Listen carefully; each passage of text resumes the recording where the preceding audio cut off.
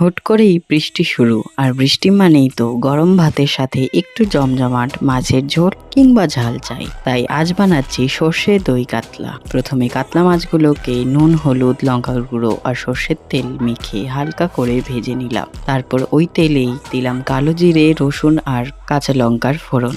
এর মধ্যে পেঁয়াজ কুচি দিয়ে একটু ভেজে নিয়ে দিলাম টমেটো আর স্বাদ মতো নুন। টমেটো কিছুটা গলে গেলে কালো আর সাদা সর্ষে, আদা, রসুন আর কাঁচা লঙ্কা বেটে মিশিয়ে দিলাম। অন্যদিকে টক দইয়ের সাথে হলুদ, লঙ্কার গুঁড়ো, ধনে গুঁড়ো আর জিরে গুঁড়ো মিশিয়ে কড়াইতে ঢেলে দিলাম। পরিমাণ মতো জল দিয়ে ফুটতে দিয়ে দেব ভাজা মাছগুলো আর চেরা কাঁচা লঙ্কা দিয়ে আরেকটু ফুটে গেলে তৈরি বৃষ্টির দিনের একদম পারফেক্ট সর্ষে দই কাতলা ঝাল ঝোল।